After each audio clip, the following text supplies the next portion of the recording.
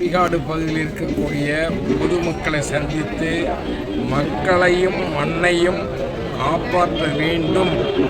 இந்த சிப்காட்டினுடைய எக்ஸ்பான்ஷன் விரிவாக்கத்தை தடுத்து நிறுத்த வேண்டும் என்பதற்கு எங்களுடைய மருத்துவர் அன்புமணி அவருடைய ஆணைக்கிணங்க மக்களை சந்திப்பு கூட நடத்தி கொண்டிருக்கின்றோம்.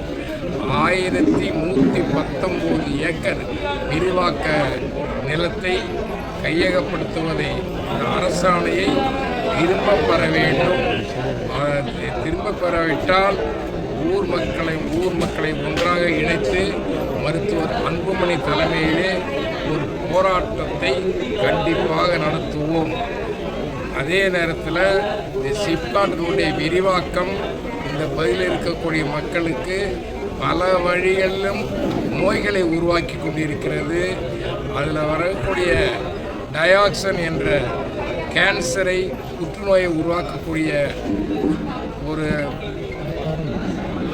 கெமிக்கல் நச்சு பொருள் இளநிலே இருக்குது, தாய்ப்பாலே இருக்குது, அதேமாதிரி தோல் வியாதி இருக்குது. அதனால் மக்கள் பல வழிகளிலும் பாதிக்கப்படுகிறார்கள். நாங்கள் சிப்காட்டே வானாங்கிறோம். அது சிப்காட்டுடைய விரிவாக்கம் எதற்கு எங்களுக்கு தேவையில்லை. ஒரு கோடி மண்ணை கூட நாங்கள் விடமாட்டோம்.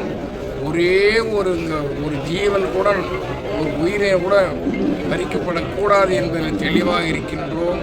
அதனால் மருத்துவர் அன்புமணி அவர்கள் தலைமையிலே மிகப்பெரிய போராட்டம் நடைபெறும். அரசாணையை மு.க. ஸ்டாலின் அரசு, திமுக அரசு வாபஸ் பெற வேண்டும். இல்லையே அதனுடைய விளைவை உடனடியாக சந்திக்க வேண்டியிருக்கும்.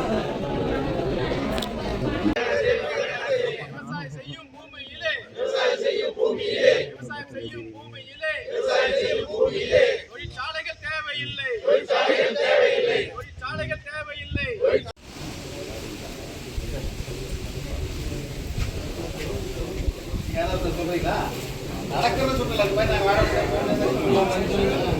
யாராவது சொல்லுங்க.